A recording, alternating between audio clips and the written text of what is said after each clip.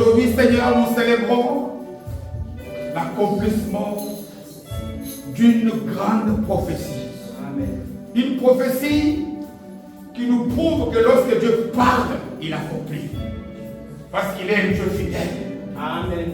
Autrefois, contre la désobéissance, plein de toi. Mais parce qu'il est bon, parfait, excellent, ce Dieu-là. Il est venu devant l'ennemi. C'est dans le livre de la Genèse au 3e chapitre, verset 12. Il dit, parce que tu as mis, il explique avec même mon simple jeu, tu l'as mis, la créature que j'ai créée à mon image, à la ressemblance hors d'usage. Mais toi, je te promets que la descendance de la femme écrasera ta tête. Si on nous commémorons que lorsque Dieu dit, rien n'est impossible. Parce qu'il n'a même pas dit qu'il allait envoyer un ange. Il n'a même pas dit qu'il allait envoyer un archange. Il a dit, c'est la descendance de la femme. Et lorsqu'il va venir, ce n'est même pas lui, c'est tout simplement son talon qui va éclairer ta tête. Parce que tu es faible. Seigneur, merci. Merci pour cette victoire acquise à notre faveur. Amen. Merci pour ce grand jour, Seigneur, que nous voulons célébrer en ce jour de gloire. Nous savons que le ciel, en ce moment, est en ébullition. Parce que aujourd'hui, c'est la grande fête. Aujourd'hui, c'est la délivrance. Aujourd'hui, nous sommes passés outre, comme l'avait fait autrefois dans l'ancienne alliance, des enfants lorsqu'ils sont sortis de l'esclavage. Le péché n'a plus d'emprise sur nous. L'acte qui nous condamnait a été déchiré. Le prix du sang a été payé. Alors nous voulons pousser pour cela des cris de joie.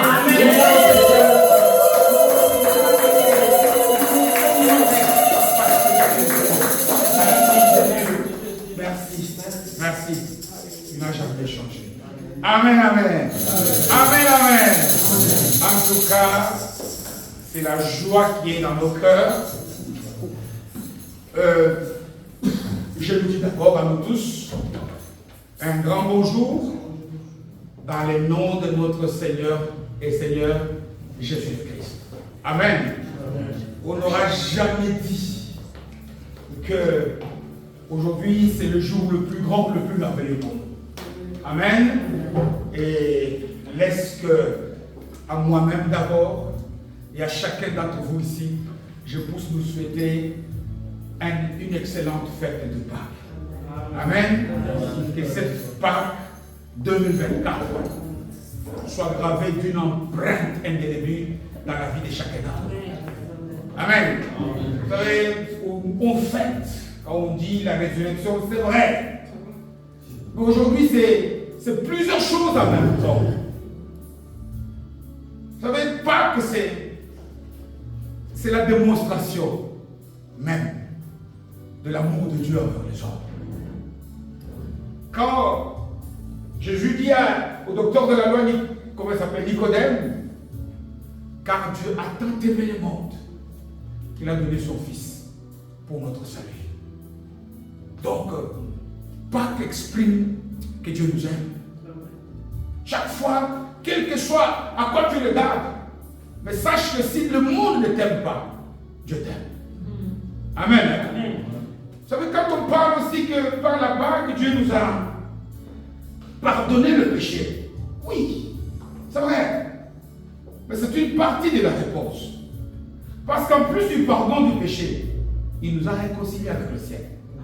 Parce qu'on peut pardonner quelqu'un, ça c'est réconcilier avec la personne.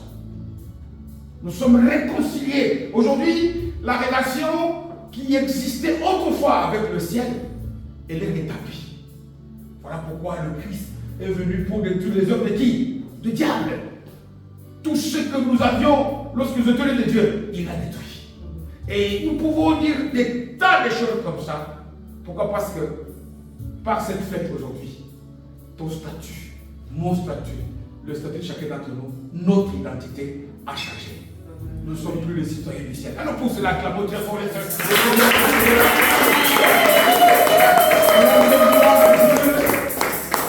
Magnifions notre Dieu. Amen. Il est bon ce Dieu-là. Voilà pourquoi l'Esprit de Dieu m'a mis à cœur que nous puissions partager à ces grands jours un message dont le thème est comment recevoir la révélation du Christ. Virgule. Parce que notre Pâque, c'est qui? C'est Christ. Nous voulons aujourd'hui partager pour savoir comment recevoir cette révélation. Vous savez, quand on parle de ça, quand on regarde Jésus sur la croix, humainement, avec les yeux humains, on voit que c'est un échec. Mais c'est que les yeux humains voient comme un échec. Derrière se cache une très grande victoire. Amen. Comment est-ce que chacun d'entre nous ici peut voir cet acte sur le plan spirituel? Comment? J'ai dit bien la révélation du Christ. Et je n'ai pas dit la révélation de Jésus. Et nous allons voir qu'il y a une très grande différence. Beaucoup d'entre nous ici, nous sommes encore, nous avons bien reçu Jésus. Nous l'aimons et nous le célébrons. Mais nous ne connaissons encore que Jésus. Et nous allons le voir. Parce que Christ, considéré par beaucoup comme le prénom, Christ n'est pas un prénom. On dit Jésus de qui? Le Christ. Voilà pourquoi d'ailleurs, dans Matthieu 16, quelques temps avant, on va développer. Il demande qui dit-on que je suis? Et puis il enchaîne pour dire vous maintenant. Il dit d'abord qu'est-ce que le monde dit que je suis. Nous allons voir qu'il n'y a pas de hasard. Pour le monde, c'est un prophète. Jérémie, Ésaïe, Jean-Baptiste. C'est ça qu'il dit dans Matthieu 16. Mais écoutez, il leur demande maintenant, vous, qui êtes avec moi Jésus, qui dites-vous que je suis? Les gens se sont regardés. Et Pierre se lève pour donner la grande phrase célèbre. Qu'est-ce qu'il dit Pierre? Matthieu 16, verset 17e. Tu es qui? Le Christ. Quand on demande à quelqu'un qui je suis, c'est pas pour qu'on dise comment je m'appelle. Si tu demandes à qui je suis, je vais te dire, tu as raison. Non. Ça c'est pour demander mon statut, mon identité. Tu es le Christ. Et il enchaîne le Fils du Dieu quoi? Vivant. Le Fils. Qu'est-ce que le Christ dit après? Tu es heureux, Simon, fils de Jonas. Ce que tu viens de dire, l'homme, la chair et le sang ne peut pas te le dire. Amen. Voilà pourquoi dans mon titre, je dis comment recevoir la révélation. Parce que Christ, il n'y a que Dieu qui peut te le révéler. Amen. Jésus est venu en nous, nous l'avons vu de notre Dieu. Jésus est la parole est la possession pour nous. Christ est au niveau de la révélation. Christ, personne, c'est pas n'importe qui peut connaître Christ. Et la plupart des problèmes que nous sommes en train de vivre, malgré que nous aimons Jésus, nous le célébrons, malgré que nous vivons, nous n'avons, vous savez, la plupart des fautes, quand on vit mal, parfois on dit, ah, c'est le diable. Non, chaque fois, ce n'est pas le diable, mais c'est des mots. Je ne dis pas que le diable parfois ne nous dérange pas. Mais chaque fois que nous vivons une vie au minimum, ce n'est pas le diable. Ce n'est pas parce que nous avons commis des péchés. Mais nous allons voir aujourd'hui, dans notre message, que beaucoup d'entre nous, bien convertis, connaissent Jésus. Mais ils ne connaissent pas le Christ. Amen.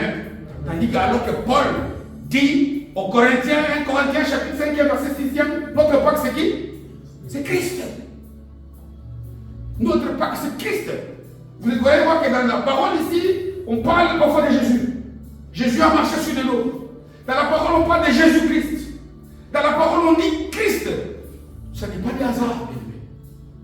Ce n'est pas tout ça. C'est des choses que le Saint-Esprit doit nous révéler. Nous devons chacun d'entre nous ici passer à un stade où nous recevons la révélation du Christ. Ce n'est ni la chair, ni le sang. Ça, c'est mon Père qui t'a révélé. Amen. Et c'est en ça que nous allons essayer de partager. Mais avant ça, nous allons lire deux passages. Un passage est long, 14 versets, et l'autre, c'est juste un verset. C'est très important. Parce que beaucoup connaissent Jésus, et c'est bien. Mais nous devons aussi recevoir la révélation du Christ. Jean, évangile selon Saint Jean, au chapitre 6e, et nous lisons à partir du premier verset. Nous lisons les 14 premiers versets de cet évangile selon Jean. Jean, c'est le frère de qui? Jacques. Jacques le majeur, parce qu'il y en a deux.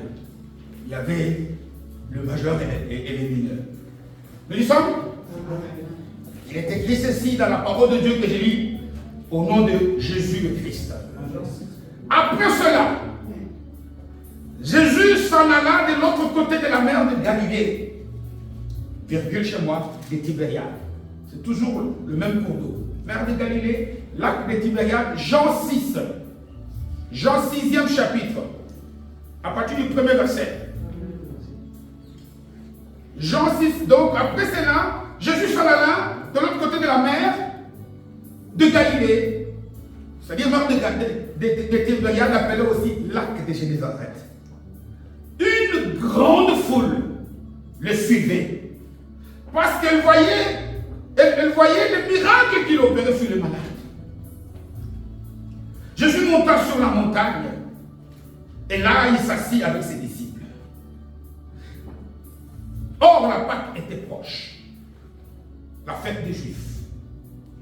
Ayant levé les yeux et voyant qu'une grande foule venant à lui, Jésus dit à qui? À Philippe. Où achèterons-nous des pains pour que les gens aient à manger? Écoutez le 6e verset. Il disait cela pour le prouver, car il savait ce qu'il allait faire. Philippe lui répondit, les pains qu'on aurait pour 200 deniers ne suffiraient pas pour que chacun en reçût un peu. Un des disciples, André. André, c'est le frère de qui? De Pierre. Frère de Simon-Pierre lui dit, il y a ici un jeune garçon qui a 5 pains d'orge et 2 poissons. Mais qu'est-ce que cela pour tant de gens? Jésus dit, faites-les asseoir. Il y avait dans ces lieux beaucoup d'herbes. Ils s'assirent donc au nombre d'environ 5000 hommes. Jésus prit le pain, rendit grâce et les distribua à ceux qui étaient assis. Il leur donna le même poisson, autant qu'il en voulut. Lorsqu'ils furent rassasiés, il dit à ses disciples, ramassez les morceaux qui restent, afin que rien ne se perde. Ils ramassèrent donc, et ils remplirent 12 paniers avec les morceaux qui restèrent de 5 pains d'orge, après que tous eurent mangé. Ces gens, ayant vu le miracle que Jésus, voyez ici on parle de Jésus, avait fait, disaient, celui-ci est vraiment le prophète qui doit venir dans le monde. Et Jésus, c'est pas un oubli, je répète, sachant qu'il allait venir l'enlever pour le feu de soi, se retira de nouveau sur la montagne et lui seul. Amen. Amen. Tournons très vite pour lire un verset dans la seconde épître de l'apôtre Paul aux Corinthiens, au 5e chapitre. Le verset 16e qui précède un verset que nous connaissons. Quand une personne est en Christ, elle est devenue quoi? Une nouvelle création, une nouvelle créature. 2 Corinthiens chapitre 5e, mais nous lisons le verset 16e. Seulement celui-là. 2 Corinthiens chapitre 5e, et nous lisons le 16e verset. Nous sommes ainsi, dès maintenant, nous ne connaissons personne selon la chair. Et si nous avons connu qui? Christ. Selon la chair. On l'a connu selon la chair, ça c'est Jésus. Maintenant, nous ne les connaissons plus de cette manière. Acclamons la parole du Seigneur.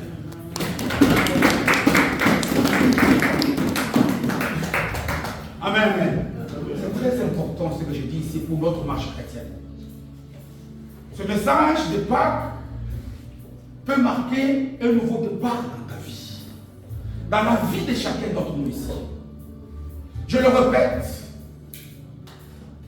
c'est très important que l'Esprit de Dieu mette sur ma bouche des mots clairs et simples. Et qu'il mette aussi, qu'il ouvre, que l'Esprit de Dieu t'ouvre les oreilles spirituelles pour te donner une bonne compréhension de ce message qui va marquer un tournant dans ta vie. Amen.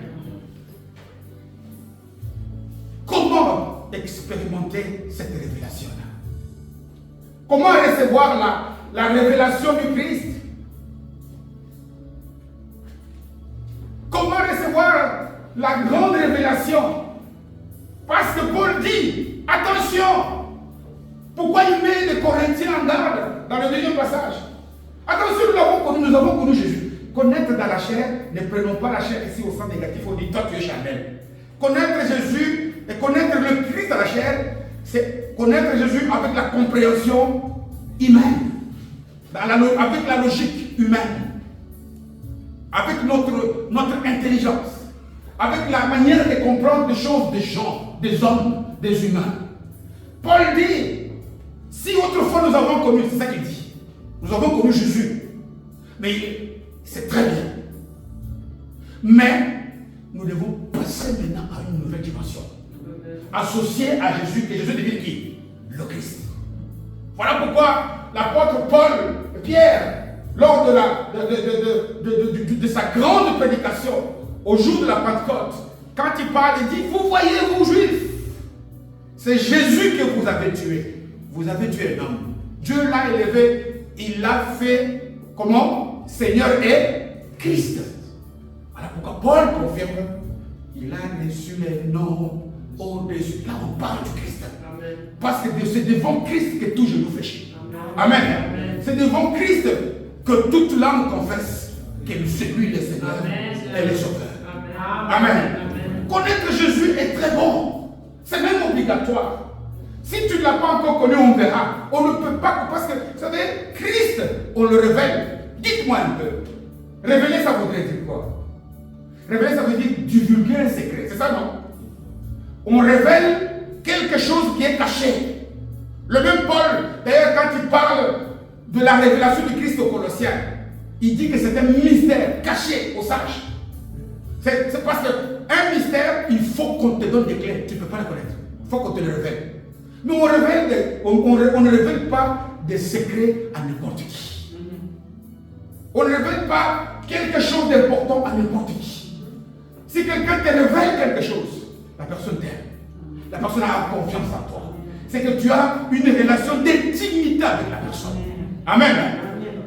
Voilà pourquoi, bien aimé, j'insiste beaucoup pour que, en ces grands jours de Pâques, moi et toi, nous pouvons saisir ce que l'Esprit nous met à cœur.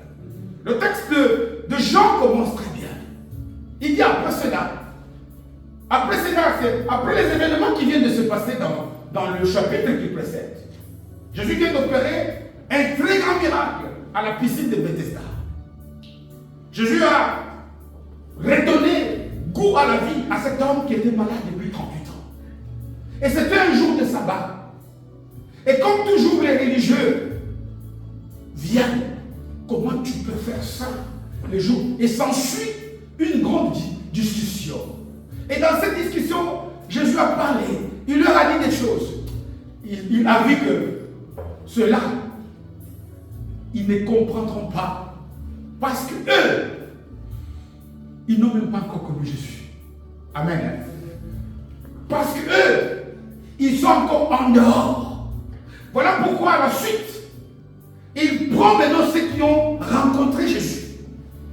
Ce qu'on appelle ses disciples. Il dit qu'on traverse, qu'on aille de l'autre côté. Amen. Amen. Et il est sous la plage. Il parle aux gens qui ont reçu Jésus, qui les connaissent, notamment ses propres disciples, parce qu'il est allé à la montagne entouré de ses disciples. Des gens qu'il a aimés. Et tout d'un coup, il est écrit, vous l'avez vu, il en a 12. Il regarde Philippe. Philippe, toi qui es du coin, parce que Philippe, André, Pierre et Jacques, leur village était à côté de ce lac. C'est là où d'ailleurs ils ont été vus quand ils étaient en train de pêcher. Ils sont du village à côté de ce lac. Toi qui es du coin, toi qui es des environs, enfin ça moi j'ajoute. Amen. Hein? est-ce qu'on va avoir du pain et des poissons pour nourrir? C'est plus de 5000. Parce qu'on dit, on a compté 5000 hommes. On n'a pas compté les femmes. On n'a pas compté les enfants. On peut extrapoler qu'il y avait plus de 10 000 personnes là-bas. Quand on pense que souvent, quand on regarde, je ne pense pas que l'Église a changé. Très souvent dans des assemblées, il y a plus de femmes que d'hommes. Partout. La majorité, même sur cette terre, il y a plus de femmes que des hommes. Amen. Donc il y avait peut-être plus de 10 000. Mais moi, ma question que je me pose, pourquoi Philippe? Philippe, peut-être pas Judas. Parce que Judas, c'est avant la trahison. Il n'a pas encore trahi ici. Mais c'est lui qui gardait quoi? La caisse. Si on veut poser une question d'argent à quelqu'un, hein, on demande au trésorier ou au caissier. Peut-être qu'on ne sait jamais. Peut-être que Judas, je ne sais pas, il était distrait ou quoi. Mais pose même la question à Matthieu.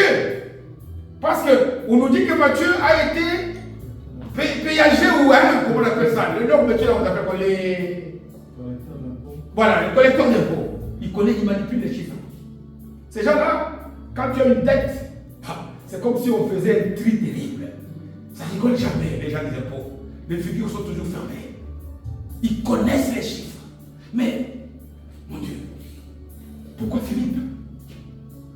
Beaucoup d'entre nous ici, si on nous demande qu'est-ce que Philippe a fait pendant, il n'y a que ceux qui lisent continuellement la Bible qui sauront reconnaître. Parce que Philippe, c'est celui-là qui, dans Jean, au 14 chapitre, dit montre-nous le Père. C'est lui le Philippe. Lui, le Philippe dont on parle ici, c'est lui qui, quand il a reçu, après on le verra, je saute les étapes, la révélation du Christ, était capable d'être dans les convertibles, lui que je fais. C'est lui qui était capable de présenter, lui avec André, les Grecs chez le Christ lorsqu'ils étaient dans Jean 12, chez Simon le lépreux. Mais Philippe, pourquoi Philippe? Tu vas dire que Julien s'intègre, le Christ le savait. Tu vas dire par exemple que Matthieu, oh oui. Mais demande même à Jean. Parce que Jean, on dit que c'est le disciple que je fais quoi? Aimer. Peut-être va demander, mais quelle est la relation? La Bible ne révèle pas une relation particulière qui était entre Jésus, le Christ et Philippe. Quand nous lisons des trucs comme ça, bien aimés, nous devons nous poser beaucoup de questions. Amen. Parce que vous savez, ces textes, on les connaît. J'ai choisi ce texte, il pouvait choisir même Matthieu 16 pour développer ce message. Il y a beaucoup de passages qui peuvent aider un prédicateur à faire le même message. Mais j'ai choisi ceci, pourquoi? Parce que quand lorsqu'on ouvre, il y a de la multiplication du Père. Et on passe à côté de beaucoup de révélations. C'est bien, Jésus a multiplié le Père. Mais c'est bien de connaître aussi, il y a beaucoup d'autres, il n'y a pas que ça. On peut lire ce passage pour montrer que, vous savez que plus de 80% des miracles que le Christ a accomplis, c'était toujours autour de ce lac de Génézareth. Pourquoi? Pour recevoir la révélation que si tu fais de ta vie, tu fais de ta famille les environs de ce lac, amen, tu vas avoir des miracles. Amen. Parce que tu verras que les premiers disciples ont été gagnés ici. Quand ils venaient ici, on mettait à disposition du Christ le barque, les trucs pour prêcher l'évangile, pour gagner des âmes. Si tu fais de ta vie les environs du lac de Tibériade, les miracles vont t'accompagner. Amen. Mais ce n'est pas ça notre message d'aujourd'hui. Ici, quand on médite, on se pose la question, mais pourquoi? Pourquoi Philippe? Pourquoi qu'il n'avait pas une fonction particulière? Il n'y a pas de hasard dans la Bible. Amen. Il n'y a pas de hasard. Voilà pourquoi on dit non, non, non, même un iota de la parole ne passe pas. Quand Dieu fait des choses, c'est parce que derrière, il y a certaines choses qu'on ne peut obtenir que lorsque nous recevons la révélation de ces choses-là. Amen. Ou il y a des choses que ce n'est pas n'importe qui qu'on peut divulguer des choses qui sont cachées. Qui est Philippe? Philippe, vous savez, la plupart des Jésus en avait tous. Si nous étudions la Bible, la littérature chrétienne, vous voyez l'appel de chacun de chacun de ses disciples. Nous verrons très bien qu'il est le premier, probablement le seul à avoir reçu un appel direct de Jésus. Viens, suis-moi. Parce que lorsque nous lisons les deux listes qu'on nous donne des 12, tu verras par exemple que quelqu'un comme André, il était disciple de Jean le Baptiste. Un jour, ils sont en train de marcher avec leur leader, Jean le Baptiste. Jean croise Jésus. Il dit, voici l'agneau de Dieu qui ôte le péché du monde. Et André était accompagné à ce moment-là de Jacques. C'est ici qu'il abandonne, c'est pas moi qui l'ai dit, Jean-Baptiste. Parce que nous, on suivait Jean-Baptiste pour chercher l'agneau de Dieu. Comme maintenant tu nous as montré l'agneau de Dieu, c'est comme ça que Jacques et André ont suivi Jésus. Et lorsque André quitte, c'est André qui ira donner le discours à son frère Pierre. Ainsi de suite. Et tu verras que Philippe, c'est quelqu'un que Jésus a appelé personnellement. Viens sur moi. Et il laisse tout, il vient.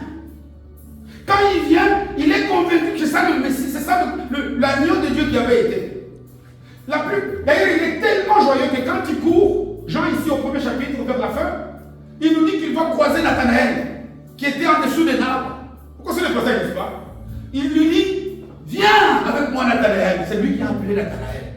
Parce que je viens de croiser Jésus, l'agneau qui nous avait été. Lorsque Nathanaël lui donna quelle réponse? Peut-il venir quelque chose de bien de Galilée? Mais quand Jésus est venu, il lui dit, je t'avais vu quand Philippe te parlait. C'est le Philippe. Je ne parle pas ici pour nous donner beaucoup de matière. C'est pour nous montrer que cet homme, ce n'était pas n'importe qui. C'est quelqu'un qui a connu Jésus. Qui a très bien connu Jésus. Et qui a accepté, lorsque Jésus l'a appelé, de le suivre. Et qui le suivait avec foi. Qui le suivait avec foi parce que il a été convaincu que Dieu lui a fait grâce. Mais ici, Jésus voudrait faire passer Philippe, comme il avait fait autrefois avec les 12, y compris par Pierre, à une autre maintenant dimension. Il voudrait maintenant qu'il puisse quitter les niveaux de la connaissance charnelle. Le mot charnel souvent tombe mal dans les oreilles. La connaissance, les raisonnements humains. Je voudrais maintenant que vous puissiez quitter cette dimension pour aller dans la dimension qui opère des miracles. Dans la dimension supérieure. Dans la dimension de l'identité où il a quitté la chair. Parce que Jésus voudrait dire Dieu dans la chair humaine. Dieu avec les hommes. Emmanuel. C'est ça Jésus. Maintenant, le Christ, c'est Dieu qui est revenu ce qu'il a été. Amen. Pour le dire avec les termes. Qui a repris le rang qu'il avait perdu. Vous savez que lorsque, le jour de la Pentecôte, quand il supplie ses disciples, il leur dit, il vous est préférable que je puisse faire quoi? Que je puisse partir. Parce que je vais partir, je veux accomplir la promesse du Père. N'est-ce pas? Le Saint-Esprit va venir. Et qu'est-ce que le Saint-Esprit venant doit vous donner? La puissance. Pour devenir maître.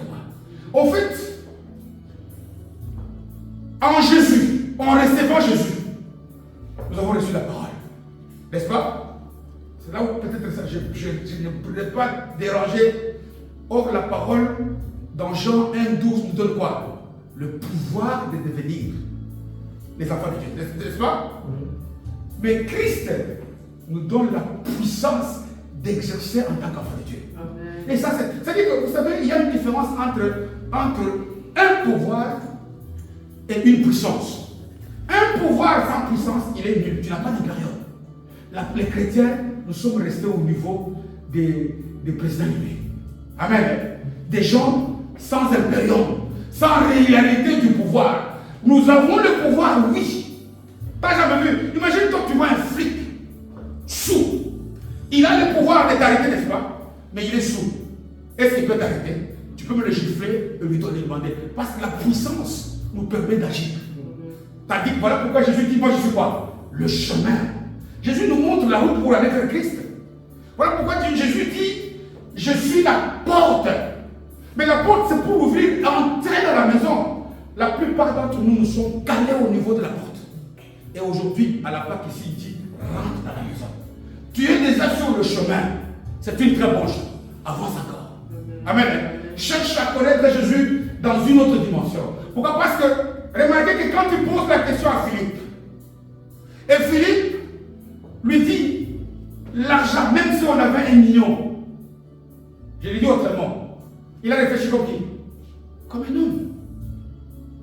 Il a réfléchi, il a la connaissance charnelle de Jésus. Beaucoup d'entre nous, on aime Jésus. Regarde comment on agit lorsque nous sommes devant les circonstances. Comme si Jésus était un homme. C'est qu'on est encore au niveau de Jésus. Qui est un bon niveau, mais avance. Amen. Quitte ces niveaux-là. La plupart, si vous lisez toutes les paroles qui nous manifestent que nous pouvons, nous, exercer le pouvoir. Je vous ai donné le pouvoir de marcher sur les scorpions, n'est-ce pas? Mais qu'est-ce que Paul dit dans Philippiens 4, verset 13? Il dit, je peux tout. Par qui? Par Christ. C'est en Christ que ce pouvoir-là devient effectif. Voilà pourquoi si tu n'es encore qu'au niveau de la connaissance humaine, n'ose pas aller t'attaquer au scorpion. Il veut te mordre. Alors que tu es dur et tu es dur. Nous devons quitter cette dimension parce que Christ n'est pas un prénom. Christ est un statut. C'est une dimension spirituelle qui nous permet maintenant d'agir comme des êtres spirituels. Christ, c'est une dimension qui te fait maintenant que l'effectivité de pouvoir que tu as reçu, tu peux l'exercer. Tu verras par exemple l'apôtre Jean-Paul ici, il dit, en Christ je suis plus que vainqueur.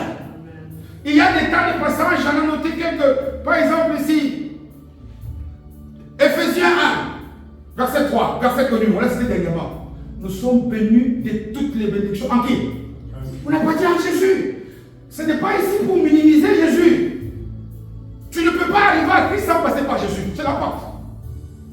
Tu ne peux pas arriver à Jésus et nous allons le voir parce que j'ai dit comment recevoir. On va le voir. Parce que la condition première pour arriver à la révélation, tu dois d'abord passer par Jésus. Tu dois naître de nouveau. Tu dois les connaître selon la chair. C'est bien, c'est un passage. Mais tu dois quitter. Regardez que Philippe réfléchit là. Il est toujours resté au niveau du raisonnement humain. À partir d'aujourd'hui, connais Jésus dans une autre dimension. Amen. Essaye de penser que c'est quoi ça? Connaître Jésus dans une dimension. Tu es devant un problème. Même les médecins t'ont dit que ça c'est impossible. Toi tu dis qu'avec Dieu c'est possible. Amen. Et tu dois travailler ça. Quand quelqu'un commence à arriver à ce niveau-là, il est en Christ. Et quand tu es aussi en Christ, il y a pas mal. Allez lire parce que j'ai noté ici beaucoup de passages qui nous montrent que où il y a encore un passage qui vient comme ça, je pense qu'il parle si je me souviens pas, aux Galates, où il dit, enfin, c'est pas grave, je pourrais noter assez, où quand on parle dans la Bible, quand quelqu'un, Paul, confesse la dimension christique de Jésus, il parle de la puissance. Il parle des choses qui triomphent. Voilà pourquoi ici, je vous ai dit qu'il ne s'est pas au hasard. Il a pris cet homme. Parce qu'il a vu que lui connaît encore Jésus. C'est bien. Mais bientôt, je vais aller. Vous voyez que le texte nous dit que les foules suivent. Parce qu'ils voyaient quoi? Des miracles. Nous avons les églises sont vides. Parce que faire des miracles en Christ attire des foules. Nous devons aussi être capables de guérir les malades. Nous devons de sécher les cancers. Nous devons être capables de faire des choses au-delà de ce qu'on fait. Mais ces choses-là, on ne peut pas le faire dans un niveau autre que lorsqu'on a reçu la révélation de Christ. Et cette révélation doit faire changer à nous notre manière de penser. Voilà pourquoi il dira aux Romains, je pense qu'au 12, il dit, nous devons essayer d'être transformés dans notre mentalité. Nous devons avoir la pensée qui est en Christ. Parce que c'est à ce moment-là que nous allons voir la volonté de Dieu, ce qui est bien, etc. Nous connaissons, c'est bien de faire ça. Et vous verrez que la deuxième personne qui intervient dans l'histoire pour vous montrer que tout ça était bien prévu par le Seigneur, c'est qui? C'est André. André qui a convaincu Pierre lui-même, son frère. André, qui a déjà fait un bon pas. Il y a parfois quelqu'un qui fait un bon pas. Il a vu que l'enfant là avait les pains et les poissons. Tu l'as amené, pourquoi en parler si tu veux? Mais pas jusqu'au bout. André lui aussi, il n'avait que la connaissance charnelle. Mais j'ai ici un enfant qui n'a que 5 pains et quelques poissons. Jésus a dit, venez, tout ça pour nous dire quoi? Pour nous dire surtout à toi et à moi. Parce que c'est passage, j'ai dit ici qu'il y a beaucoup de textes qui peuvent nous aider à développer le message, qui démontrent que l'Église souffre. L'Église, les chrétiens de notre temps, ici nous souffrons parce que nous connaissons encore Christ dans la chair. Nous connaissons encore Christ, Jésus comme étant un homme. Parce que quand quelqu'un est capable d'agir alors qu'il est convaincu que Dieu est en lui, de pleurer devant des circonstances, cette personne-là a reçu Jésus, mais elle est encore au niveau de la connaissance charnelle. Elle est encore au niveau de la porte. Elle est encore. Jésus nous dit, vous connaîtrez la vérité. La vérité, c'est lui quand on le connaît. Mais cette vérité, c'est pour que nous puissions avancer avec la vérité jusqu'au bout. C'est la même chose avec Pierre, n'est-ce pas? Je vous ai dit ici que dans Matthieu 16, qu'est-ce que le monde dit que je suis? Jérémie, Élie, Jean le Baptiste. Maintenant, il retourne la question. Il dit, et vous qui êtes avec moi, vous qui avez tout quitté pour me suivre, qui dites-vous que je suis? Regardez que c'est Pierre qui reçoit la révélation, le secret, n'est-ce pas? Que Jésus est le Christ. Mais quelques temps plus tard, lorsque nous lisons la suite de ces passages, et qu'il leur dit que bientôt il va aller à la croix, qu'est-ce que Pierre nous dit? Pierre lui dira, non Seigneur, qu'à cela ne tienne, toi tu ne peux pas aller. C'est alors qu'il répondra à Pierre, arrière de moi, Satan. Parce que là tu as réfléchi comme qui? Comme un homme. Parce que là tu me connais charnellement. Parce que l'homme réfléchit comme le diable. Et c'est bien écrit. Lorsque nous sommes au niveau d'entrée, bien aimé, dans nos têtes, on aime Jésus, mais on a les pensées du diable. Ah, le médecin m'a dit comme ça. Ça c'est impossible.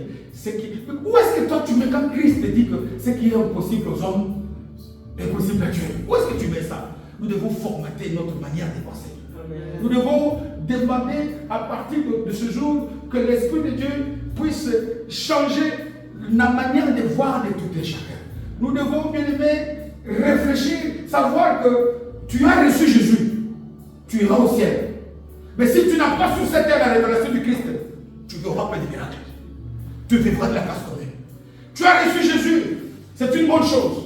Mais passe à cette dimension. Et là où je vais citer des choses que nous allons développer dans les semaines à venir. Parce que j'ai dit que quand Jésus dit à Pierre, ce que tu viens de dire, tu ne peux pas t'inventer. Ça, c'est une révélation que mon Père t'a donnée. Et j'ai déjà ici défini ce que c'est que la révélation. J'ai dit, révéler quelque chose, c'est divulguer, n'est-ce pas? C'est dire à quelqu'un quelque chose que beaucoup de gens ne peuvent pas savoir, que tout le monde ne doit pas savoir. C'est ça la révélation. C'est essayer de dire des choses qu'on donne aux intimes. Comment alors, parce que c'est ça le titre de notre message d'aujourd'hui, comment recevoir cette révélation? 1. C'est de connaître et recevoir d'abord Jésus. En frère. C'est d'être né de nouveau. La nouvelle naissance nous donne l'accès. Parce qu'il dit, nul ne peut passer au Père que par moi, Jésus. Mais ici, mais Paul nous dit dans Corinthiens, il dit que sur terre, dans la chair humaine, qu'elle lui avait prêté sa mère porteuse Marie sur cette terre, il dit qu'il s'était dépouillé de beaucoup d'attributs. Voilà pourquoi même il n'avait pas la possibilité de manifester des attributs tels que l'omniprésence.